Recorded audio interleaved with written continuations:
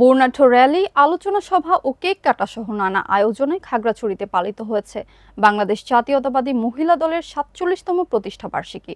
মঙ্গলবার ১ সেপ্টেম্বর এ উপলক্ষে সকালে দলীয় কার্যালয়ে জাতীয় ও দলীয় পতাকা উত্তোলন শেষে হাজারো মহিলা দলের নেতাকর্মীর অংশগ্রহণে একটি বিশাল বর্ণাঢ্য র্যালি বের হয়ে শহরের প্রধান সড়ক ঘুরে বিএনপির প্রতিষ্ঠাতা শহীদ প্রেসিডেন্ট জিয়াউর রহমানের স্মৃতি ভাস্কর্যে পুষ্পমাল্য অর্পণ করা হয়।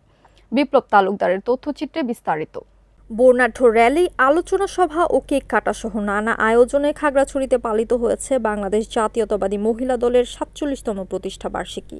মঙ্গলবার ৯ সেপ্টেম্বর এই উপলক্ষে সকালে দলীয় কার্যালয়ে জাতীয় ও দলীয় পতাকা উত্তোলন শেষে হাজারো মহিলা দলের নেতাকর্মীর অংশগ্রহণে একটি বর্ণাঢ্য র্যালি বের হয়ে শহরের প্রধান সড়ক ঘুরে বিএনপির প্রতিষ্ঠাতা শহীদ প্রেসিডেন্ট জিয়াউর রহমানের স্মৃতি ভাস্কর্যে পুষ্পমাল্য অর্পণ করা হয়। পরে শহরের দলীয় অফিসে সমাবেশ বর্ষপূর্তির কেক কাটেন। অনুষ্ঠানের প্রধান অতিথি ছিলেন খাগড়াছড়ি জেলা বিএনপির সভাপতি ও সাবেক সংসদ সদস্য ওয়াদুদ ভূঁইয়া। খাগড়াছড়ি জেলা মহিলা দলের সভাপতি কুহেলি দেওয়ানের সভাপতিত্বে অনুষ্ঠিত আলোচনা সভায় অতিথি ছিলেন খাগড়াছড়ি জেলা বিএনপির সাধারণ সম্পাদক এম.এন. আফসার।